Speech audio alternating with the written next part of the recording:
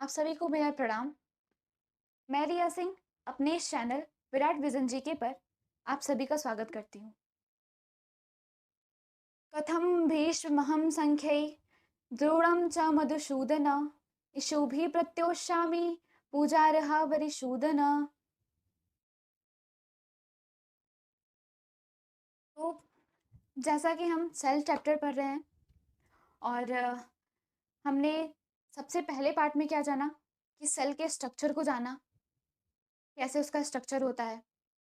उसके बाद दूसरे पार्ट में हमने उसके प्रकार यानी पार्ट को जाना कि कितने प्रकार होते हैं उसके। फिर हमने उसके कोशिकांग को पढ़ा। जैसे पहले चैप्टर में हमने अपने शरीर के बारे में जाना, दूसरे में उसके पूरे पार्ट के बारे में जाना। अभी हम उसके कोशिकांग के बारे में पढ़ रहे हैं। तो जैसे कि हमने Golgi body, lysosome, ribosome, endoplasmic reticulum, mitochondria, ribosome, इन सारे चीज़ों पे हमने चर्चा कर लिया है। आज हमारा टॉपिक है सेल डिवीजन यानी कोशिका विभाजन, कोशिका का बंटवारा। आम जीवन में हमने बंटवारा देखा होगा, जैसे घर का बंटवारा। तो आज ऐसे ही कोशिका का बंटवारा होगा। सेल डिवीजन यानी होता क्या है? एक कोशिका है तो मतलब उसे तोड़ दिया तो सेल डिवीजन हो गया? नहीं। सेल डिवीजन यानी कोशिका विभाजन यानी एक कोशिका अपने जैसे ही दो कोशिकाओं का निर्माण करती है।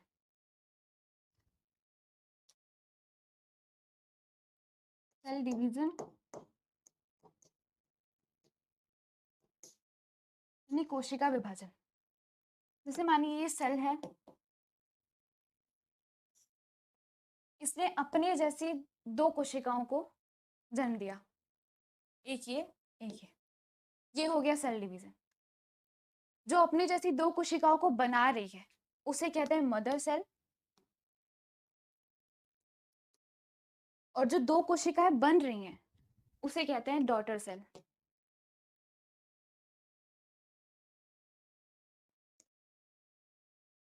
कोशिका विभाजन, एक कोशिका अपने जैसी दो बननी चाहिए, एक कोशिका अपने जैसी दो कोशिकाओं को जन्म देती है, फिर वो क्या होता है, मैच्योर होते हैं, फिर वो एक सेल का निर्माण करते हैं। भाई जैसे ये है सेल, उसके बाद विभाजन हुआ, ये कोशिका बन गई। क्या ये कोशिका विभाजन है? बिल्कुल नहीं है। आप यहाँ भर के यहीं तो हो गए, तो ये कोशिका विभाजन नहीं है।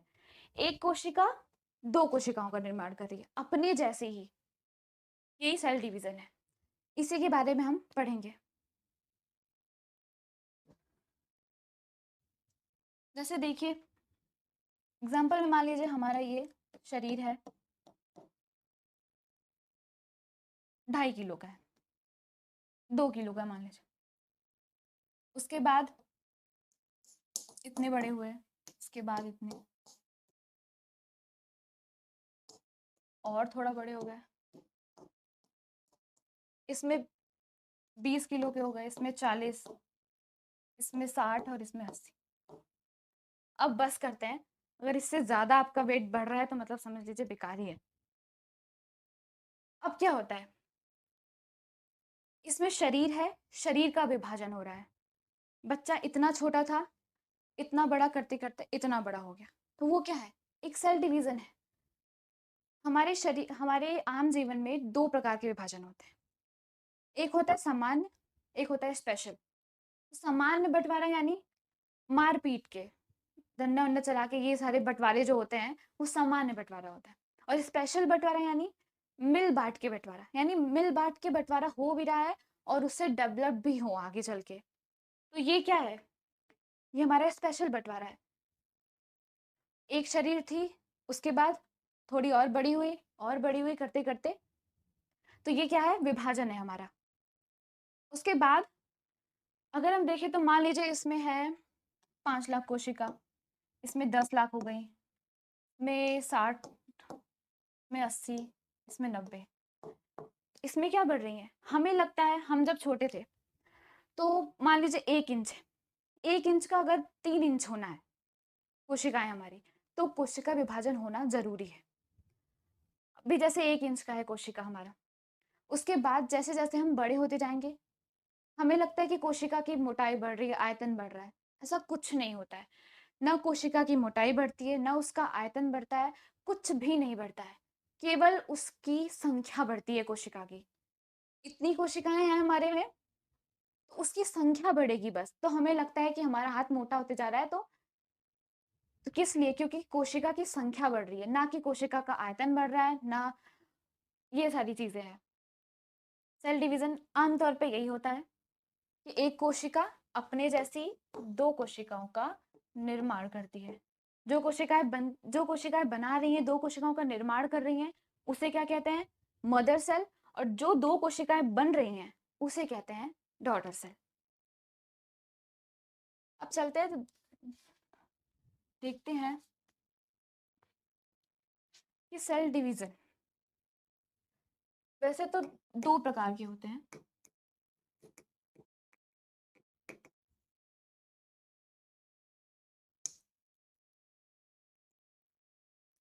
एक होता है सोमैटोट्रोपिक और एक होता है रिप्रोडक्टिव।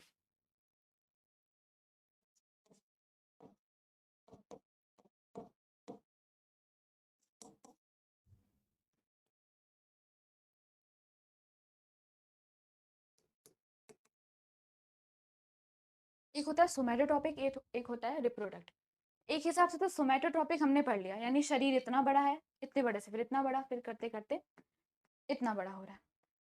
लेकिन अगर रिप्रोडक्टिव की बात करें, इसमें तो शरीर था, उसका विभाजन हो रहा है, वो उसकी लंबाई बढ़ रही है।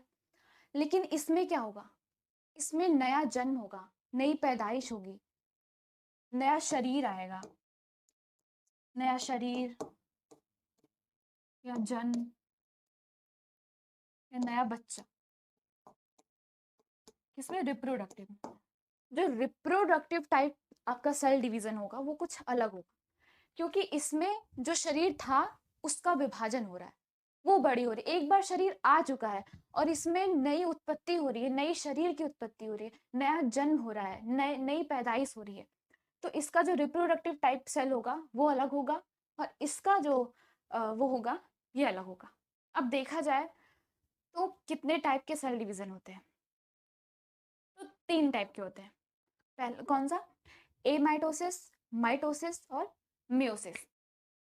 एमाइटोसिस यानी असूत्री विभाजन, माइटोसिस यानी समसूत्री विभाजन, और मियोसिस यानी अर्धसूत्री विभाजन। अगर देखें तो भाई अभी ठीक है, असूत्री विभाजन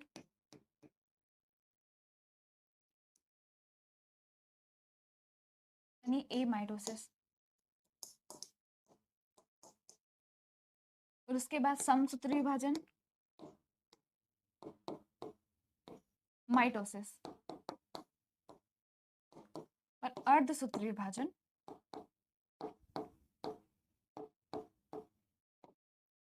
यानी मियोसिस। तीन टाइप के बंटवारा हो, तीन टाइप के कोशिका विभाजन होते हैं। असूत्री विभाजन अभी हम इसको थोड़ा सा साइड में रखते हैं, क्योंकि ये बहुत ही सिंपल है, तो इसे बताने में ज़्यादा टाइम नहीं लगेगा। लेकिन अभी बात करें अगर समसूत्री विभाजन और अर्धसूत्री विभाजन की, तो समसूत्री विभाजन किस में आता है? सोमैटोट्रोपिक में। समसूत्री विभाजन यानी माइटोसिस।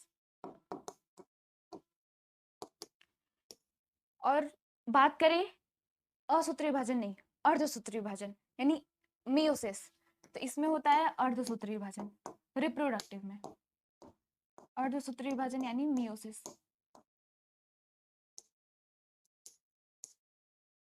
अब अगर बात करें कि समसूत्री विभाजन होता क्या है, इसका मतलब माइटोसिस। माइटोसिस शब्द की उत्पत्ति ग्रीक भाषा के शब्द माइटोस से हुई है। किससे? माइटोस से। माइटोस यानी थ्रेड, धागा। किससे हुई है? माइटोस से। तो सबसे पहले समसूत्री विभाजन की खोज, इसको इरेज कर देती हूँ मैं। सबसे पहले समसूत्री विभाजन की खोज किसने की थी? 1855 में स्ट्रॉसबर्गर ने, सॉरी 1875 में किसने की थी? स्ट्रॉसबर्गर ने। सबसे पहले इनकी खोज किसने की थी? पादप कोशिकाओं में।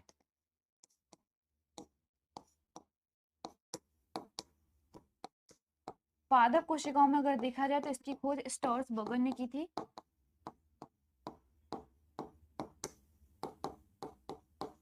कब? 1875 में। स्टोर्सबर्गर ने 1875 में। और अगर जंतु कोशिकाओं में देखें तो जंतु कोशिकाओं में इसकी खोज किसने की थी? डब्ल्यू फ्लेमिंग ने।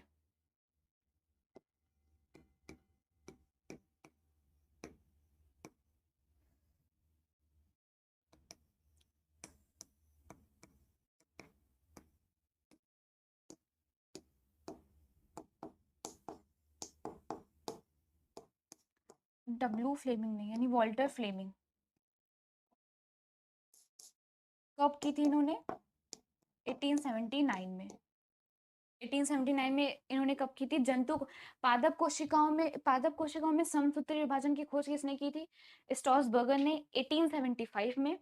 और जंतु कोशिकाओं में समसूत्री विभाजन की खोज किसने की थी? तो डब्ल्यू फ्लेमिंग ने। वॉल्टर फ्लेमिंग ने कब? 1879 में। समसूत्री विभाजन में होता क्या है?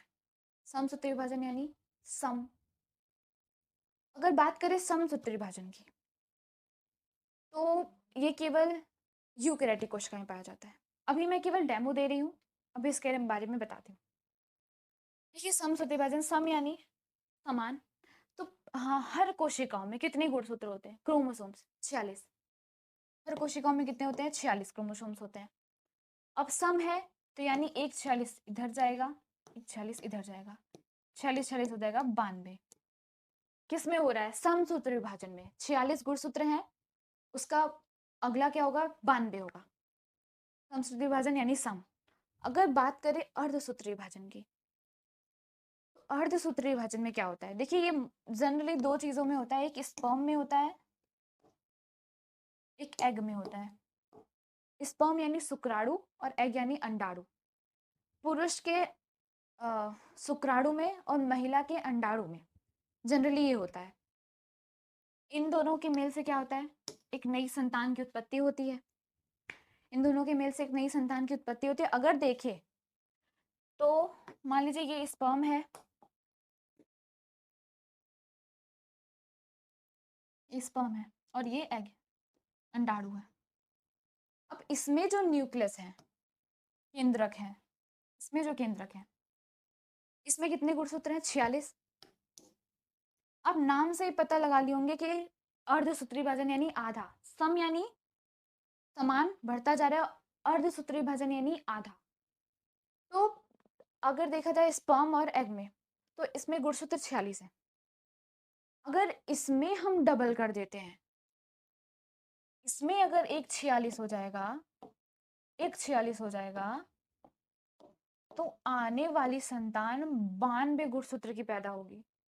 तो वो संतान नहीं, वो मानव नहीं, दानव हो जाएंगे। जिस भी तरह से चलता है ना, वैसे वो बच्चा चलेगा। तो इसीलिए भगवान ने सोचा कि इसमें अर्धसूत्री विभाजन में आधा आधा करो। अगर इसका सम सम करते जाओगे, सेम सेम करते जाओगे, तो फिर वो मानव नहीं रह जाएगा बच्चा वो। तो इसीलिए इन्होंने कहा कि हम अर्धसूत्री विभाजन में आधा आधा कर रहे हैं। 46 है तो एक का होगा 23 और एक का होगा 23। 46 46 आधा आधा कर रहे हैं, किसमें? अर्धसूत्री विभाजन में। समसूत्री विभाजन में क्या हुआ? 46 का एक 46 इधर, एक 46 इधर, पूरा कितना हुआ? 92। और और अर्धसूत्री विभाजन में तो आधा आधा होगा। अर्धसूत्री विभाजन याद रखिएगा कि आने वाला बच्चा 46 गुणसूत्र का ही होना चाहिए, 92 का नहीं, तो फिर बहुत बड़ी प्रॉब्लम हो जाएगी। तो 23 23 हो गया अर्धसूत्री विभाजन और समसूत्री विभाजन। अभी पहले मैं बता देती हूँ असूत्री विभाजन, पहले उसके बारे में चलते हैं। असूत्री विभाजन यानी माइटोसिस, ए माइटोसिस।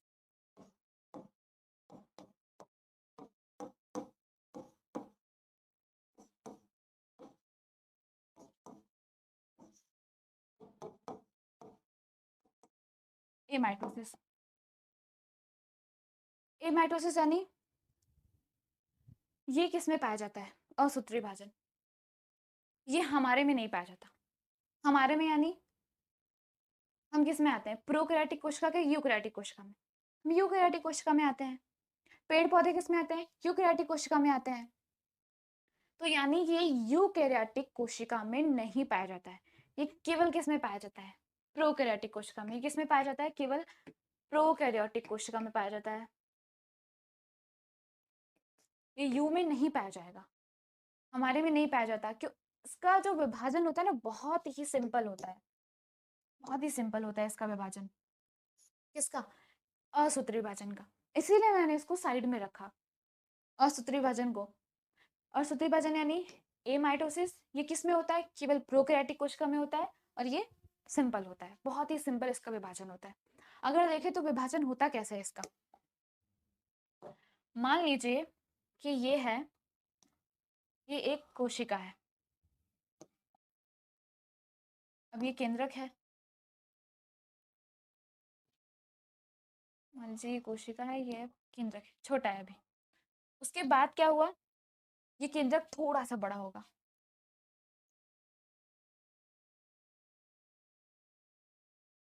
ये सेल थोड़ा सा बड़ा होगा। उसके बाद फिर केंद्रक क्या होगा? केंद्रक भी थोड़ा सा बड़ा होगा। पहले कोशिका क्या थी? छोटी थी, तो केंद्रक भी छोटा था। अब कोशिका क्या होगी? बड़ी होगी, तो थोड़ा सा केंद्रक बड़ा हो गया। अब बताइए,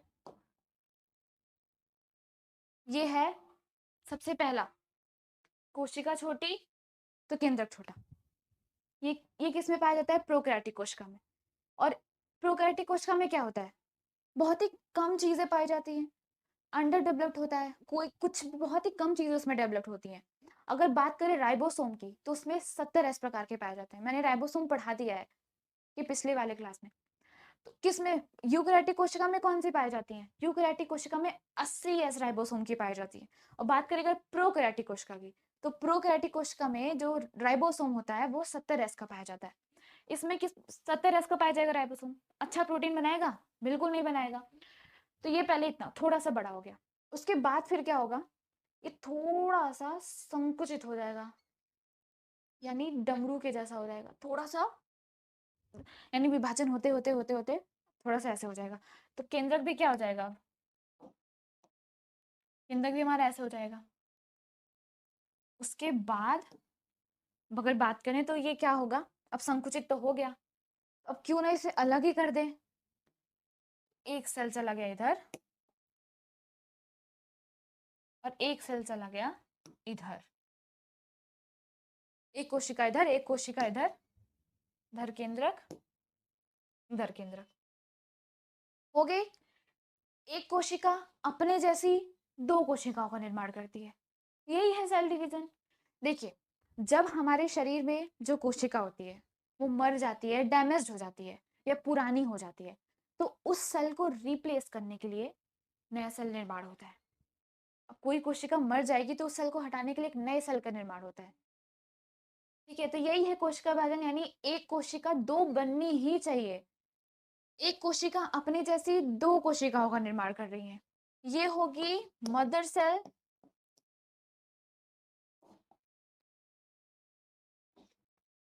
और ये हो गए डॉटर सेल। यही आ गया जो मैंने बताया था कोशिका विभाजन में, एक कोशिका अपने जैसी दो कोशिकाओं का निर्माण करती है। बहुत ही सिंपल है ये माइटोसिस, इसमें कुछ नहीं है। ये केवल किस में पाया जाता है? प्रोकैरियोटिक कोशिका में पाया जाता है, केवल प्रोकैरियोटिक कोशिका में। और इसका विभाजन बहुत ही सिंपल होता है। पहले तो केंद्रक छोटा होगा, मतलब कोशिका छोटी तो केंद्रक छोटा, उसके बाद थोड़ा सा बड़ा होगा, उसके बाद फिर बीच में से संकुचित हो जाएगा, फिर दो कोशिकाओं का निर्माण कर देगा। कैसी? अपनी जैसी ही दो कोशिकाओं का निर्माण करेगा, अपनी जैसी। अब जैसे मैंने एक पत्थर लिया, उसे मैंने डिवाइड किया, तो अब डिवाइड करूंगी तो कैसे होगा? दो छोटे छोटे भागों में होगा। लेकिन अगर मैं कहूं कि अगर मैं एक पत्थर को डिवाइड कर रही हूं, तो वो उसी के साइज के दो पत्थर बन जाएंगे। आप कहेंगे ऐसे कैसे? यही है कोशिका विभाजन। बस एक कोशिका अपनी जैसी ही दो कोशिकाओं का निर्माण कर रही है, अपनी जैसी ही। ये हो गई एमाइटोसिस। फिर से बता दूं, और असूत्री विभाजन एमाइटोसिस प्रोकैरियोटिक कोशिका में पाई जाती है। बहुत ही सिंपल विभाजन होता है इसका। सबसे पहले छोटी होगी, उसके बाद करते करते संकुचित, संकुचित का आकार की हो जाएगी, फिर उसके बाद दो सेल में बढ़ जाएगी। हो गया एमाइटोसिस, खत्म। अब आते हैं अपने, ये पहला विभाजन था हमारा, असूत्री विभाजन। अब आते हैं दूसरे पे, आते हैं अपने दूसरे टॉपिक पे हम, यानी समसूत्री विभाजन। अब आते हैं समसूत्री विभाजन पे। आज मेरे ख्याल से ज्यादा नहीं हो पाएगा। समसूत्री विभाजन,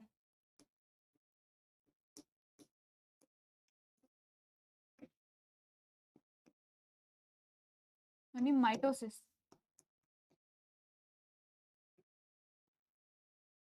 समसूत्री विभाजन, मैंने बताया कि समसूत्री विभाजन क्या होता है। माइटोसिस शब्द की उत्पत्ति ग्रीक भाषा के शब्द माइटोस शब्द से हुई है। किससे हुई है? माइटोस शब्द से।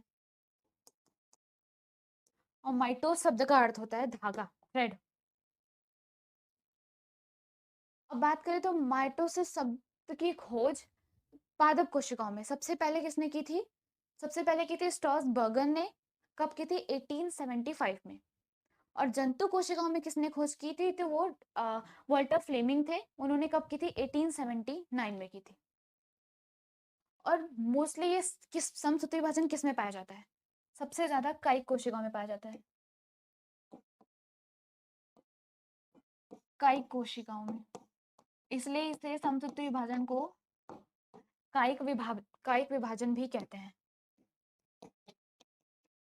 ये बहुत ही इंपॉर्टेंट है।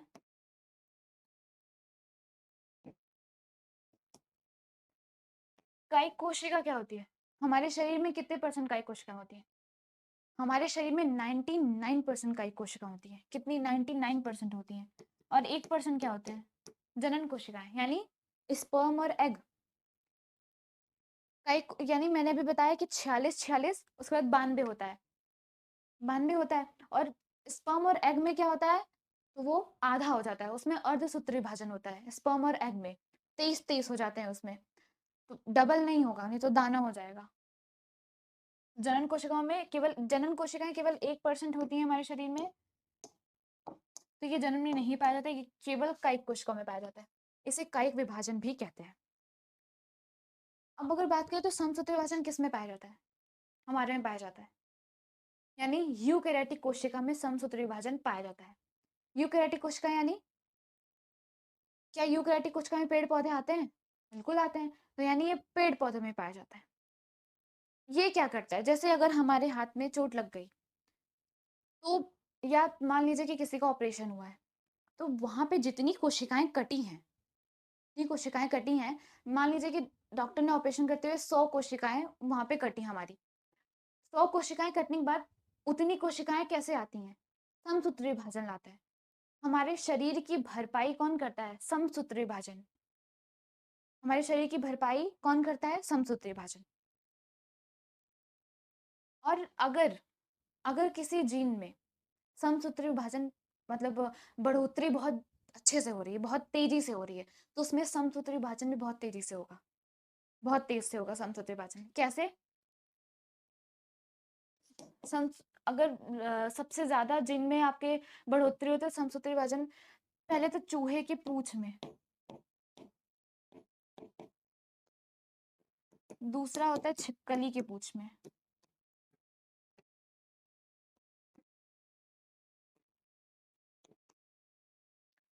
और तीसरा होता है गैंडे के चमड़े में। गैंडे के चमड़े में। तो चूहे के पूंछ में सबसे जल्दी होता है समसूत्री विभाजन। नहीं, बहुत जल्दी उसमें कोशिकाएं बनती है। अगर आप चूहे का पूंछ पकड़ लिए तो छोड़ के भाग जाएगा, अगर रखो अपने पास, क्योंकि उसमें बहुत जल्दी विभाजन होगा। ऐसे छिपकली में भी, छिपकली के पूंछ में भी बहुत जल्दी समसूत्री विभाजन होता है। कौन सा विभाजन होता है? समसूत्री विभाजन होता है। और गैंडे के चमड़े में भी होता है। अगर बात करें तो जैसे, लेकिन कभी कभी समसूत्री विभाजन हानिकारक भी हो जाता है। कैसे? अगर जैसे मान लीजिए कि आपके हाथ में चोट लगी है, उसके बाद वहां की कोशिकाएं मर गई। अब वो गड्ढा थोड़ी ना हो जाएगा कि वहां की कोशिकाएं मर गई तो दिख रही हैं। मान लीजिए काला हो ही जाता है, तो वहां पे मान लीजिए 100 कोशिकाएं मरी हैं, तो कितनी कोशिकाएं आनी चाहिए? 100 ही आनी चाहिए। मान लीजिए 10 बार ज्यादा हो सकता है, 110 आ गई, उससे ज्यादा नहीं। 100 कोशिकाएं मरी तो 100 ही आनी चाहिए ना। 100 कोशिकाओं की जगह 1 लाख कोशिका आ गई, तब क्या होगा? तब वो बीमारी कैंसर बन जाती है। क्या बन जाती है? कैंसर। और उसके बाद फिर वो जितनी भी कोशिकाएँ हैं वो पूरी गाँठ बन जाती हैं, गाँठ के जैसे। अरे 100 कोशिकाएँ तो 100 कोशिकाएँ आनी चाहिए ना, उसकी जगह 1 लाख कोशिकाएँ आ जा रही है तो कहाँ जाएँगी? पूरी गाँठ बन जाती हैं। और क कैंसर क्या होता है? Uncontrollable cell division in any part of the body known as cancer, यानी अनियंत्रित कोशिका विभाजन। जिससे ज़्यादा कोशिका विभाजन अगर होने लगे तो वो कैंसर का रूप कर देता है। जितनी कोशिकाएँ मरी हैं आपके शरीर में उतनी ही कोशिकाएँ आनी चाहिए। उससे ज़्यादा कई ज़्यादा आ जा रही है, 1 लाख आ जा रही है तो कहाँ जाएँगी? तो उसी से कैंसर भी हो जाता है। एक तरह से ये अच्छा भी है, एक तरह से बुरा भी है। तो हमारे शरीर की यानी क्षतिपूर्ति कौन करता है? हमारे शरीर की क्षतिपूर्ति कौन करता है? समसूत्री विभाजन। हमारे शरीर की जितनी कोशिकाएँ मर गई हैं, वो कैसे वापस आती है? कौन से विभाजन से? समसूत्री विभाजन से आती है। ये किस में पाया जाता है? यूकेरियोटिक कोशिका में पाया जाता है। ये पाए कौन-सी कोशिकाओं में पाया जाता है? कायिक कोशिकाओं में पाया जाता है। हमारे शरीर में कौन-सी कोशिकाएँ होती हैं? कायिक कोशिकाएँ होती हैं। 99% कायिक कोशिकाएँ पाई जाती हैं, केवल 1% हमारे जन्म कोशिकाएँ पाई जाती हैं। ठीक है? अगर बात करें समसूत्री विभाजन, तो समसूत्री विभाजन 2 प्रकार का होता है। एक होता है कैरियोकाइनेसिस और एक होता है साइटोकाइनेसिस। कैरियोकाइनेसिस और साइटोकाइनेसिस। कैरियोकाइनेसिस यानी केंद्रक विभाजन।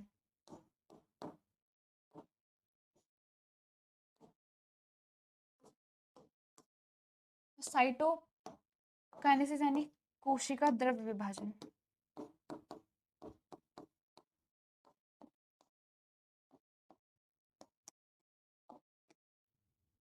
कोशिका द्रव्य विभाजन। सबसे पहले विभाजन किसका होता है? सबसे पहले विभाजन होता है केंद्रक का। इतना याद रखिए सबसे पहला विभाजन किसमें होता है? सबसे पहला विभाजन होता है केंद्रक का। कैरियो यानी क्या होता है? कैरियो ने कैरियो यानी होता है कैरियन। कैरियन यानी केंद्रक। कैरियन यानी केंद्रक। तो सबसे पहले होता है काइरोकाइनेसिस यानी केंद्रक का विभाजन, फिर होता है साइटोकाइनेसिस। फिर होता है साइटोकाइनेसिस। साइटोकाइनेसिस यानी कोशिका द्रव का विभाजन। अब अगर देखें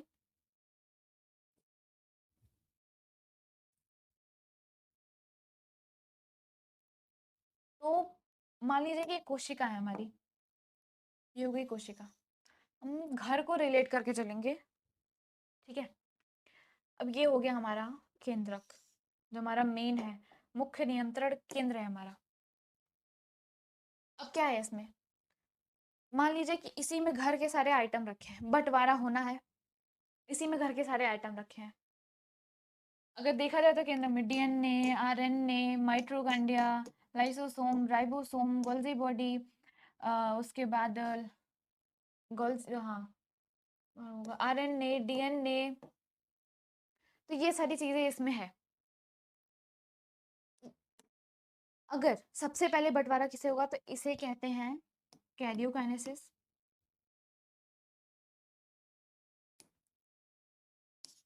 और इसे कहते हैं साइटोकाइनेसिस। सबसे पहले किसका विभाजन? केंद्र का विभाजन। सबसे पहले केंद्र का विभाजन। मैंने हर क्लास में बताया है कि इसे कहते हैं केंद्रक विभाजन, इसे कहते हैं केंद्रक द्रव यानी न्यूक्लियोप्लाज्म, इसे कहते हैं साइटोप्लाज्म। केवल केंद्रक कहते हैं न्यूक्लियोप्लाज्म, इसे कहते हैं साइटोप्लाज्म, और पूरे को यानी जीव द्रव को कहते हैं प्रोटोप्लाज्म। सबसे पहले विभाजन केंद्रक का, दूसरा साइटोप्लाज्म। अब अगर देखें तो मान लीजिए कि विभाजन होना है, 2 पुत्र हैं उनमें विभाजन होना है। पिताजी समझाते समझाते थक गए हैं, अब ये विभाजन करना चाहते हैं। मान लीजिए अब इसमें 5 टेबल है, 6 चेयर है, 4 एसी है, फिर 8 कूलर है, बहुत ज़्यादा नहीं, चलिए, और उसके बाद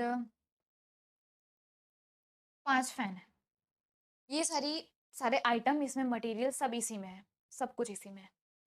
अब दोनों बेटे बहुत ही चालू हैं, वो क्या करते हैं? कहते हैं हाँ विभाजन तो होगा, बंटवारा होगा, लेकिन सारे जितने भी सब कुछ है उसको आपको डबल करना पड़ेगा, यानी जितने भी आइटम है पिताजी को उनको डबल करना पड़ेगा। लो भाई कर लो बात। इतने मेहनत से अब पिताजी कहेंगे, मतलब कहेंगे कि यानी जैसे 6 कूलर है तो 3 कूलर मुझे, 3 कूलर उसे नहीं। 4 एसी है तो 2 एसी मुझे नहीं, 2 एसी उसे नहीं। 4 एसी है तो 4 एसी मुझे और 4 एसी खरीद के लाओ उसे दो। 4 कूलर है तो 2 कूलर मुझे नहीं, 4 कूलर मुझे दो और 4 कूलर और खरीद के लेके आओ, यानी हर आइटम को डबल करना है। मान लीजिए, समझ लीजिए कि इसमें 46 पूरे आइटम है और उसको करने को कह रहे हैं बच्चे 92। पिताजी क्या किए, अब जितने भी आइटम थे, जितने सारे, सबको डबल कर दिया। 46 के थे 92 हो गया समसूत्र विभाजन। क्या होता है इसमें, डबल ही तो होता है। समसूत्र विभाजन में डबल होता है, 46 होता है, 46 का 46, फिर 46, फिर 92 होता है। हो गया। जितने भी आइटम थे उन्होंने बोला कि अब बंटवारा करो, डबल डबल करो इसका। तो सबसे पहले विभाजन किसका हो गया, कैरियोकाइनेसिस का, केंद्रक विभाजन हो गया। अब बात करते हैं अगर साइटोकाइनेसिस, आते हैं साइटोकाइनेसिस पे। कोशिका द्रव, तो इसमें भी अब जितने भी खेत हैं, पेड़ पौधे, ये सारी चीजें हैं, अब इसमें भी बंटवारा होगा। तो अब इसमें सारी चीजें ले लेंगे ये लोग, केंद्रक को हटा देते हैं, केंद्रक विभाजन हो गया। अब ये केंद्रक कहाँ चला जाएगा, बंटवारा हो गया इसका। अब एक केंद्रक चला जाएगा एक इधर और एक इधर, बंटवारा हो गया। लेकिन फिर भी अभी खुश नहीं है, बंटवारा होने के बावजूद भी खुश नहीं है। अब क्या करेंगे, ये हो गया कोशिका, एक केंद्र इधर, एक केंद्र इधर। उसके बाद अब धीरे धीरे और लालच बढ़ेगी कि थोड़ा सा और इधर से ले ले और ले ले। अब कैसा इसका आकार हो जाएगा, संकुचित हो जाएगा, यानी थोड़ा सा दबने लगेगा। अब केंद्र किधर आ गया, इधर आ गया, एक केंद्र इधर, एक केंद्र किधर। अब बंटवारा आधा आधा हो ही गया, तो सब लोग सोच रहे हैं कि अब भाई पूरा ही बंटवारा कर दो, दम तंग आ गए हम लोग। अब ये क्या हो गया, ये केंद्र किधर आ गया और ये इधर आ गया, बन गई दो कोशिकाएं।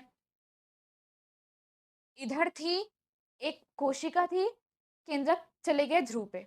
मैंने सबसे इसके पिछले वाले वीडियो में बताया था आपको कि अगर पूछा जाए कि कौन से अंग से या कौन से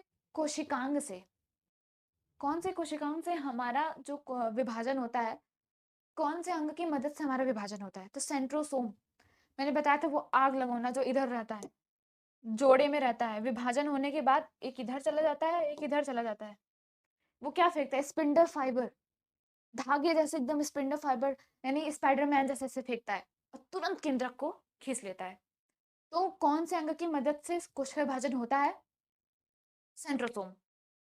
तो अभी तो इसकी बात नहीं करते हैं, अभी जैसे ये है कोशिका, केंद्र किधर, केंद्र किधर, थोड़ा सा संकुचित हो गया, इन लोग को अब थोड़ा सा लालच आने लगी, तो एक केंद्र किधर, एक केंद्र किधर, अब दो कोशिकाओं में ये बट गए, हो गया हमारा। अब अगर बात करें कैरियोकाइनेसिस की, तो कैरियोकाइनेसिस, देखिए विभाजन के बाद क्या होता है, विभाजन के बाद होता है रेस्टिंग फेज। क्या होता है रेस्टिंग फेज, यानी रेस्टिंग फेज को हम इंटरफेज भी कहते हैं। विभाजन के बाद होता है रेस्टिंग फेज, यानी इंटरफेज। इसका मतलब यानी अंतरावस्था या वृद्धि अवस्था। एक कोशिका विभाजन होने के बाद तुरंत तुरंत बात बात कोशिका विभाजन नहीं होता है। एक बार कोशिका विभाजन हो गया तो थोड़ा सा टाइम लेगा, है ना, टाइम लेगा। बच्चा इतना बड़ा हुआ, तुरंत बड़ा हो गया, एकदम बड़ा हो गया, शादी शादी वादी सब कुछ हो गई, तो ऐसा तो नहीं होता ना, धीरे धीरे बड़ा होता है। तो एक बार कोशिका विभाजन हो तो कुछ टाइम लेता है, कुछ खाएगा पिएगा, अपने आप को थोड़ा सा ताकतवर बनाएगा, उसके बाद फिर न्यूट्रिशंस लेगा, फिर मैच्योर होगा, उसके बाद फिर वो एक नए सेल का निर्माण करेगा। इंटरफेस में यही होता है। इंटरफेस ये क्या होता है, सबसे बड़ी अवस्था होती है, सबसे बड़ी अवस्था इंटरफेस। देखिए अगर बात करें माइटोसिस में तो 5 फेज होते हैं। एक पहला ये इंटरफेस, दूसरा प्रोफेज, तीसरा मेटाफेज, चौथा एनाफेज और पांचवा टीलोफेज। पांचवा क्या हो गया? Telophase. Interphase, prophase, metaphase, anaphase, telophase. सबसे बड़ी अवस्था कौन सी होती है? सबसे बड़ी अवस्था इंटरफेज होती है। सबसे बड़ी अवस्था इंटरफेज। मध्य की अवस्था क्या होती है? मेटाफेज, जो नाम से पता चल जा रहा है, मध्य अवस्था। और सबसे छोटी अवस्था क्या होती है? तो वो होती है एनाफेज, सबसे छोटी अवस्था। अब जैसे मान लीजिए कि मैंने कहा कि इन चारों में से आप सब, अब इन पांचों में से सबसे ज्यादा मतलब अगर आपको किसी पे अध्ययन करना है तो किस पे करेंगे? अगर आपने इंटरफेस पे किया तो ये चारों छूट जाएंगे, प्रोफेस पे किया तो ये तीनों छूट जाएंगे, टीलोफेस पे किया तो ये तो रहेगा ही, उसके बाद ये चारों गए, एनाफेस पे किया तो ऊपर के 3 गए। मेन क्या होगा? मेटाफेस। यानी अध्ययन के लिए सबसे सुविधाजनक कौन होता है? अगर अध्ययन करना है तो सबसे सुविधाजनक कौन होता है? मेटाफेस होता है, क्योंकि ये बीच की अवस्था है, इधर भी मालूम होगा, कुछ इधर भी मालूम होगा। तो सबसे बड़ी अवस्था इंटरफेस, सबसे बड़ी अवस्था इंटरफेस। इंटरफेस को हम और क्या कहते हैं? Resting face. विभाजन के बाद कौन सा फेज होता है? इंटरफेस। अगर बात करें इंटरफेस की तो इसमें क्या विभाजित होता है? सबसे पहले इंटरफेस में क्या विभाजित होता है? सेंट्रोसोम, नहीं सॉरी, क्रोमोसोम यानी गुणसूत्र। सबसे पहले गुणसूत्र इसमें विभाजित होते हैं। गुणसूत्र विभाजन हो तो डीएनए अपने आप विभाजित हो जाए। कैसे? सबसे पहले क्या बनते हैं? जीन, फिर डीएनए, फिर क्रोमेटिन धागे, फिर गुणसूत्र बनते हैं। तो इंटरफेस में क्या विभाजित होता है? विभाजन होता है सबसे पहले गुणसूत्र और डीएनए का, गुणसूत्र और डीएनए का। जैसे मान लीजिए कि अब ये कोशिका है, इधर गुणसूत्र ऐसे जोड़े में होते ही हैं। अब ये विभाजित हुआ तो ये कैसे हो गया? ये अलग अलग हो गया। किसमें? गुणसूत्र किसमें अलग होता है? इंटरफेस में। विभाजन के बाद कौन सी अवस्था होती है? इंटरफेस। सबसे बड़ी अवस्था कौन सी होती है? इंटरफेस। उसके बाद इंटरफेस में विभाजित क्या होता है? गुणसूत्र, और गुणसूत्र विभाजित होगा तो डीएनए अपने आप विभाजित हो जाएगा।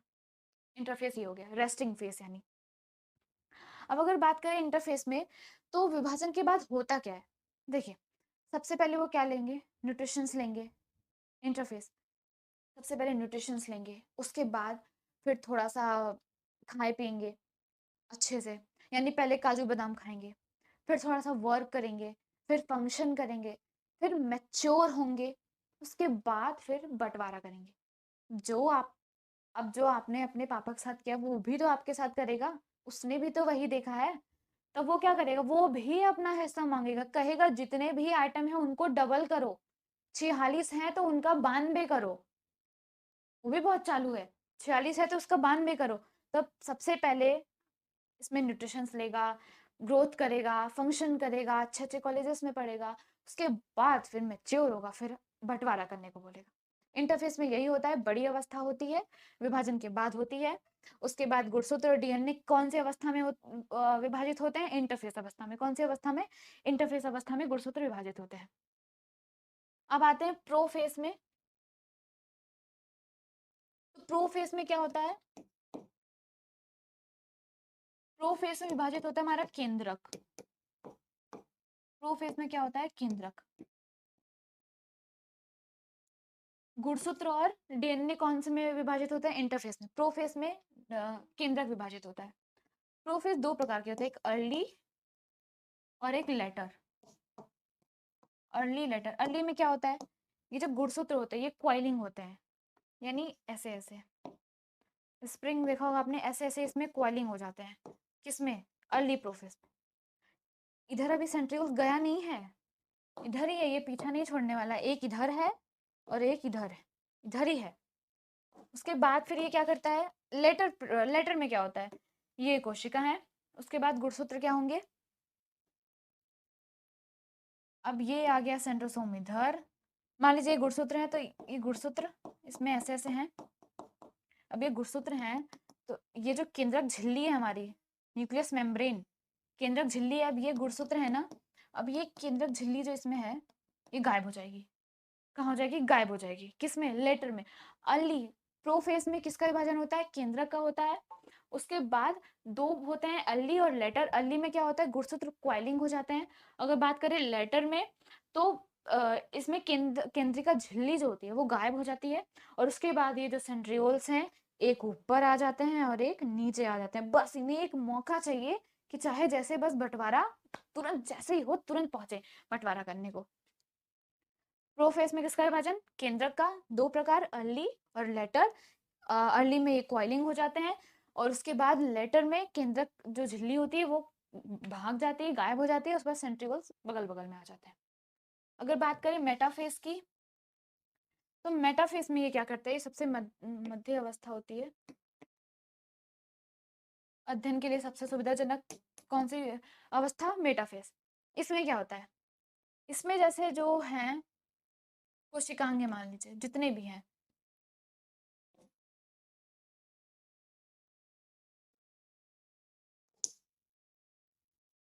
जितने भी कोशिकांग हैं, ये है माइटोकॉन्ड्रिया है, लाइसोसोम है, राइबोसोम, इन सबको ये क्या करती है? बीच में से बांधने का काम करती है। कौन? बीच में से बांधने का काम कौन करता है? अब सेंट्रियोल्स है। देखिए प्रोफेस में क्या हुआ? प्रोफेस में मतलब सेंट्रियोल्स आ गए थे। अब क्या होता है? अब ये बीच में से बांधने का काम करती है। कौन? सेंट्रियोल्स। आग लगोना जो होता है, तारक काय, इसको हिंदी में भी सुन लीजिए, तारक काय। ये से सारे कोशिकांगों को बीच में से बांधने का काम करती है, और जब ये कोशिकांगों को बांध देती है एक तरह से, तो ये टूटने के लिए बहुत जल्दी तैयार हो जाते हैं। जब ये बांध देते हैं तो टूटने के लिए बहुत जल्दी तैयार हो जाते हैं। मेटाफेस में बांध देती है ये। और उसके बाद मेटाफेस में, यानी अगर देखा जाए तो ये गुणसूत्र है, तो गुणसूत्र अब केंद्रक विभाजन तो गायब हो गया, गुणसूत्र हो गया। अब इसी में क्या करता है? ये जो है सेंट्रियोल से मध्य में आ जाता है। अब धीरे धीरे करके बताती हूँ। अब एनाफेज देखते हैं।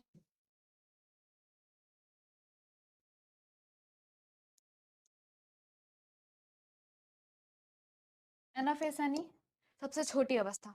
एनाफेज में क्या होता है? अब ये जैसे आपका है, तो अब ये आपका है सेल। अब इसमें तो ये बीच में से बांध दिया है, किसने? सेंट्रियोल्स ने। अब क्या होगा? अब इसके जो अंदर इधर कोशिकांग हैं पूरे, अब इधर साइड में आ जाएंगे। अब अगर इसे विभाजन ऐसे तोड़ दिया, वो थोड़ी ना होता है विभाजन। अब ये कोशिका है, अभी जब टूटेगी तो दो कोशिकाओं में बटेगी। लेकिन अगर मान लीजिए कि इधर है कुछ जो पूरे हमारे कोशिकांग हैं, तो जब ये टूटेगी तो कुछ मान लीजिए कोशिकांग मर भी सकते हैं। तो जब कोशिकाएं हो गई, तो एक कोशिका में क्या पता माइटोकॉन्ड्रिया गया, एक में नहीं गया, एक में राइबोसोम गया, एक में नहीं गया, तो क्या अच्छे से काम करेगा? बिल्कुल नहीं। तो इसीलिए जब विभाजन होता है तो ये सारे कोशिकांग कहाँ आ जाते हैं? साइड में आ जाते हैं, ध्रुव में आ जाते हैं, फिर अच्छे से विभाजन हो जाता है। यानी ये गुणसूत्र जो है सेंट्रियोल्स, ये पूरा इधर फेंक देता है अपना, क्या? अपना तुरंत जाल फेंक देता है, और उसके बाद तुरंत खींच लेता है। तुरंत खींचने के बाद गुणसूत्र पूरे अलग अलग हो जाते हैं। यहाँ एनाफेज में यही होता है, गुणसूत्र पूरे अलग अलग हो गए। ठीक है, बांध देता है, फिर गुणसूत्र तुरंत जाल फेंकता है, और गुणसूत्र पूरे अपने आप गुणसूत्र को खींच लेता है। बहुत ही गंदा काम करता है ये। और लास्ट हमारा है टीलोफेज। टीलोफेज में क्या होता है? विभाजन पूरा हो जाता है। टीलोफेज में क्या होता है? विभाजन हमारा पूरा हो जाता है। यानी जो ये कोशिका थी, अब इधर जो गुणसूत्र थे ना, अब टीलोफेज में क्या होगा? विभाजन तो हमारा पूर्ण हो गया। अब ये टीलोफेज में क्या होगा? ये जो गुणसूत्र थे, अब ये फिर से क्रोमेटिन धागों के समान आ जाएंगे, और फिर से ये विभाजन करने के लिए तैयार होंगे। फिर से धीरे धीरे न्यूट्रिशंस लेंगे, ग्रो करेंगे, फंक्शन करेंगे। टीलोफेज में विभाजन पूर्ण हो गया, उसके बाद फिर ये धीरे धीरे केंद्रक झिल्ली भी आने लगेगी। सेंट्रियोल गया नहीं, इधर ही है। केंद्रक झिल्ली भी आने लगेगी, और धीरे धीरे ये क्रोमेटिन धागों में बढ़ जाएंगे। हमारा हो गया इंटरफेस, यानी सबसे बड़ी अवस्था होती है। सबसे पहले इसमें किसका विभाजन होता है? देखा जाए तो सबसे पहले इसमें गुणसूत्र और डीएनए का विभाजन होता है। प्रोफेस में केंद्रक का विभाजन होता है। मेटाफेस में सेंट्रियोल्स आ जाते हैं तुरंत, और एनाफेस में खींचने मतलब अपने आप आकर्षित कर लेते हैं, और टीलोफेस में ये विभाजन पूर्ण हो जाता है।